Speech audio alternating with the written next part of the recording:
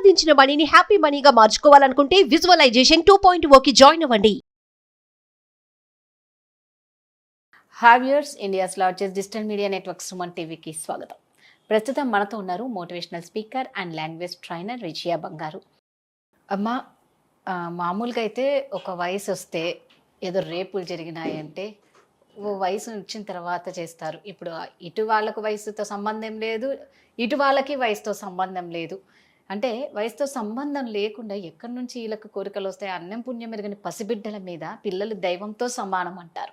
అలాంటి పిల్లల్ని చూసి కూడా కొందరు వాళ్ళని పశువులతో కూడా పోలిస్తే మనకే సిగ్గుచేటు. పశువులు చాలా బెటర్ నిజంగా. అంతకన్నా నీచులు ఎవరంటే ఇలాంటి మృగాలు. అసలు మృగాలన్నా కూడా అవి సిగ్గుపడతాయేమో, కానీ 3.5 సంవత్సరం బిడ్డ మీద బాత్రూమ్కి వెళ్ళిన అమ్మాయి మీద కూడా రేప్ చేశారు అంటే అసలు ఇంకా ఆ తల్లి బాధ, ఆవేదన నిజంగా ఏ తల్లికి కూడా రాకూడదు. ఇలాంటివి చాలా జరిగాయమ్మా, జరుగుతూనే ఉన్నాయి, జరుగుతూనే ఉంటాయి కూడా. జరుగుతున్నాయి, కంటిన్యూ, అంత కంటిన్యూ అవుతున్నదే. ఈ ఆకాశము ఈ భూమి ఉన్న రోజులు అమ్మాయిలకు ఎక్కడా రక్షణ లేదు. ఆఖరికి ఇంట్లో ఉన్న అంటే బాత్రూమ్ కి కూడా, అంటే ఇంట్లో ఉన్నా జరుగుతున్నాయి.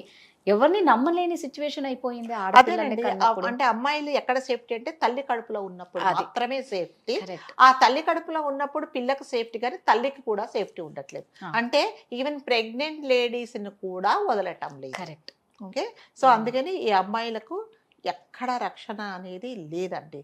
సో ఇంకా దాని గురించి మనం అంటే మీరు అన్నారు తల్లి అని, మీరు తల్లి సంగతి వదిలేయండి. ఆ క్షణంలో ఆ అమ్మాయి నరకం. 33 సంవత్సరాల అమ్మాయి అండి, దాదాపు 4 సంవత్సరాలు ఇంకా నిండలేదు అమ్మాయికి. ఏం తెలుసండి ఆ అమ్మాయికి? ఆ దరిద్రుడు వాడిని దరిద్రుడు అనాలనో, యూజ్లెస్ ఫెలో అనాలనో, లేకపోతే వాడిని ఏమనాలో, అసలు డిక్షనరీలో ఎన్ని తిట్లు ఉంటే అన్ని తిట్టచ్చు వాడిని. సో అంటే ఒక 3-4 డేస్ అగో ఎల్బీ నగర్లో సద్గురు నగర్ అనే చిన్న స్లమ్ ఏరియా, ఆ స్లమ్ ఏరియాలో ఒక వైఫ్ అండ్ హస్బెండ్ విజయవాడ నుంచి ఒక 20 డేస్ బ్యాక్ ఇక్కడికి వచ్చారు. వచ్చి వాళ్ళ హస్బెండ్ ఏం చేస్తున్నాడు, ఈ పల్లీలు వేరుశనక్కాయలు ఉడకపెట్టి అమ్ముకుండే చిన్న ఇదనమాట ఫ్యామిలీ. సో వాళ్ళకి 4 పిల్లలు. 4 పిల్లలలో ఈ అమ్మాయిది 4 ఇయర్స్. రేపు ఆగస్టుగా అమ్మాయి 4 ఇయర్స్ వస్తాయి. సో మొన్న ఒక సండే రోజు చాలా వర్షం పడుతూ ఉండింది. సో ఈ అమ్మాయి ఏం చేసిందంటే వాష్రూమ్కి వెళ్తానని చెప్పి వెళ్ళింది. పైన ఒకటి బనియనే వేసుకుంది. సో వాష్రూమ్కి వెళ్ళిన తర్వాత వాళ్ళ స్లమ్ ఏరియా కాబట్టి, అంటే ఒక చిన్న ప్లేస్లో 5-6 ఇళ్ళు ఉన్నాయండి వరుసగా. వీళ్ళకి ఏంటంటే అందరికీ కలిపి 5 ఇళ్లకు ఒక్కొక్క బాత్రూమ్లో కాస్త దూరంలో ఉన్నాయి. అంటే మీరు బాత్రూమ్కి వెళ్ళాలి ఇంటి నుంచి, వీళ్ళ రూమ్ నుంచి వీళ్ళ ఇంటి నుంచి అంటే ఒక 5 minutes 10 minutes పడుతుంది. కాకపోతే ఆ రోజు వర్షం పడింది కాబట్టి ఇంకొంచెం సరే ఈవిడ ఏం చేసిందంటే, సరే అమ్మ వాష్రూమ్కి వెళ్తామని వాష్రూమ్లో కూర్చోబెట్టి, నీళ్ళు అక్కడ ఉండవండి, వాళ్ళకు ట్యాప్స్ లేవు, నీళ్లు తీసుకొని వస్తానని ఇక్కడికి వచ్చింది. వచ్చేటప్పటికి తల్లి వచ్చేటప్పటికి ఈ అమ్మాయికి సంటి పిల్లి ఉంది. అమ్మాయి ఏడుస్తూ ఉంటే పాలు పడుతుంది అనమాట. పాలు పడుతూ ఉన్న క్షణంలో గట్టిగా అరుపులు వినిపించాయి వాష్రూమ్లో నుంచి. అదేంటి ఏమైందని పరిగెత్తుకుంటూ వెళ్తూ ఉంటే ఆ వాష్రూమ్లో నుంచి వాడు మున్సిపాలిటీలో పనిచేస్తారంట, వాడి పేరు శ్రీకాంత్. సో వాడు ఎదురొచ్చాడు. ఎలా ఎదురొచ్చాడంటే, కింద ప్యాంట్ వాడికి జిప్పు లేదు ఆ దరిద్రుడికి, అలా ఎదురొచ్చాడు. ఎదురొస్తే ఈవిడ కంగారు పడింది, అదేంటి ఇలా వస్తున్నాడేంటి, ఏంటన్నా అంటే ఏం పలకలేదని వాడు ఆమెను ఢీ కొట్టి వెళ్ళిపోయాడు. లోపలికి వెళ్ళిపోతే అమ్మాయి బిక్క చచ్చిపోయి ఒక మూలకిలా పైన బట్టలు లేవు అమ్మాయికి, బనియన్ అన్ని తీసేసాడు వాడు. ఆ ఒక మూలకి ఇలా నక్కుకొని ఉంటే ఏమైందంటే గుక్క పట్టి ఏడుస్తూ ఉంటే ఈ అమ్మాయి అప్పటికి కూడా ఎక్స్పెక్ట్ చేయలేదు. ఆ కంగారులో చేయకుండానే ఇదేంటి ఏడుస్తూనే ఇంట్లోకి తీసుకెళ్ళిపోయి ఆ రోజు రాత్రికి చాలా ఏడుస్తుంది అమ్మాయి. సరే వేడి చేసిందేమో పాపమని ప్రైవేట్ పార్ట్ దగ్గర కాస్త జందుబాంబు రాసి అది చేసి ఆ సాయంకాలం వరకు అమ్మాయి టాయిలెట్కి వెళ్ళలేదు. సో 1-2కి వెళ్ళకపోతే ఈ అమ్మాయికి డౌట్ వచ్చింది, ఏమైంది అని చెప్పేసి వాళ్ళ హస్బెండ్కి చెప్పింది. అప్పుడు చెప్పింది, ఏమైందమ్మా ఏంటి అంటే, ఆ అన్న నా దగ్గరకు వచ్చి నన్ను గిచ్చేసి ఇది చేశాడు, మీద పడ్డాడని చెప్పింది. ఇంకా మీద పడ్డాడంతగా ఏం చేస్తుందండి అమ్మాయి, 10 minutesలో వాడు ఆ పని చేశాడు. సో వీళ్ళు ఏం చేశారంటే, అందరి దగ్గరికి చుట్టుపక్కల వాళ్ళందరినీ పోగు చేసి ఆ లోపలికి వెళ్తే వీడి తల్లితో పాటు ఉంటాడు. ఆ తల్లి వీడికి అక్క చెల్లెళ్ళు వాళ్ళందరూ వీళ్ళను అడ్డుకున్నారు. మావాడు ఎందుకు చేస్తాడు, అది చేస్తాడు, ఇది చేస్తే ఎవరు వినలేదని. వినకపోతే వీళ్ళు ఏం చేస్తారంటే సరే అసలు ఏం జరిగిందో చూద్దామని హాస్పిటల్కి, చిన్న హాస్పిటల్కి తీసుకెళ్ళాలి వాళ్ళ గల్లీలో. సో వాళ్ళు చెప్పారు ఇదేదో జరిగింది, మీరు వేరే హాస్పిటల్కి తీసుకెళ్ళమంటే అటు చేసి నీలోఫర్ హాస్పిటల్కి తీసుకెళ్తే ఆ అమ్మాయికి ప్రైవేట్ పార్ట్ ఇలా ఊడిపోయి క్రాక్ అయిపోయి ఇంకా చెప్పలేనంత ఇదిగా ఉందన్నమాట. సో మనము చిగ్గుతో కాదు బాధతో తల ఉంచుకుండేలాగా చేశాడు అనమాట వాడు. సో అమ్మాయికి టాయిలెట్ రావట్లేదు, ప్లస్ యూరిన్ పాస్ చేయట్లేదు 3 days నుంచి. ఇంత భయంకరంగా, అసలు చాలా భయంకరంగా ఏడుస్తుంది, నొప్పికి ఏడుస్తూ ఉంటే అప్పుడు టెస్ట్ల కోసం తీసుకెళ్తే ఎలాంటి టెస్టులు చేస్తారు? హ్యాండ్కు గ్లౌజ్ వేసుకొని ఇలా ముట్టుకు ఉంటే వెక్కి ఏడుస్తుంటే తల్లి తండ్రి భయంకరంగా గుండెలు అవిసేలాగా ఏడుస్తున్నారు. కానీ వీడిని తీసుకెళ్ళి పోలీస్ స్టేషన్లో వేస్తే మరి ఇప్పుడు ఆ అమ్మాయి చెప్పింది ఈ అన్నయ్య చేశాడు అన్నప్పుడు అంతకంటే ఎవిడెన్స్ ఏం కావాలండి పోలీసు వాళ్ళకి? అయినా కూడా ఇంతవరకు ఏమి యాక్షన్ తీసుకోలేదండి వాడి మీద, ఇంతవరకు సేఫ్.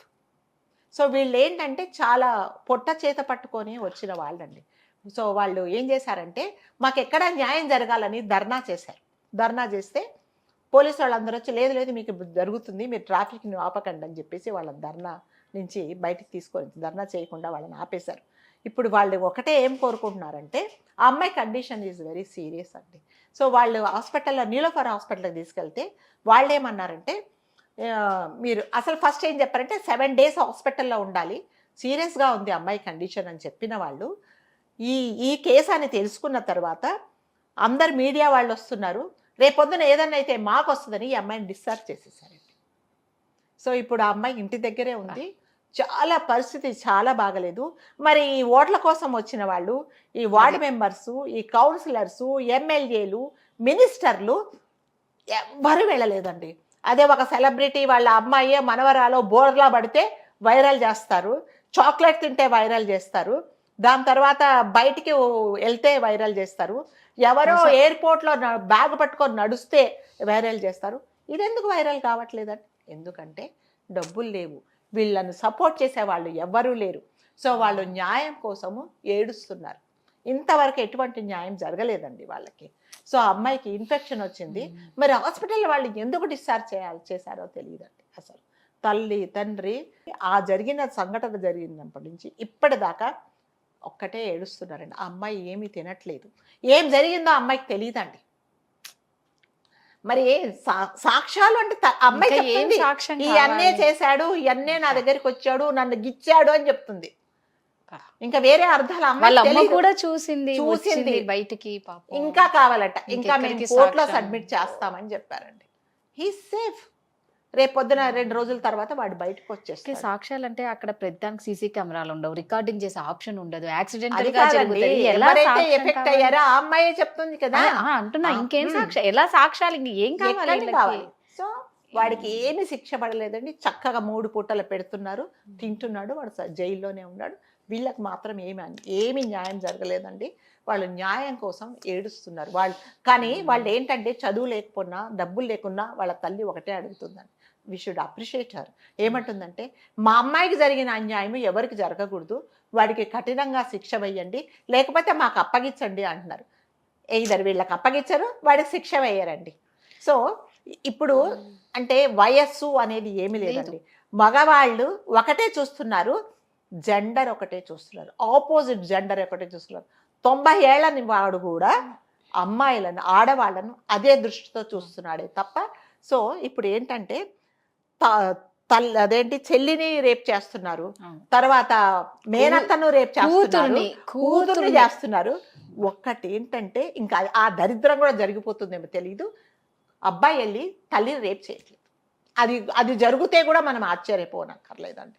సో అమ్మాయిలు అనేది ఎక్కడ ఉండాలో ఈ ప్రపంచంలో తెలియట్లేదండి. అసలు తల్లి కడుపులో ఉంటే పిల్లకు సేఫ్, కానీ తల్లికి కూడా సేఫ్ లేదు. ఎందుకంటే శిక్షలు కఠినంగా ఉండటం లేదు కాబట్టి ఏం లేదు.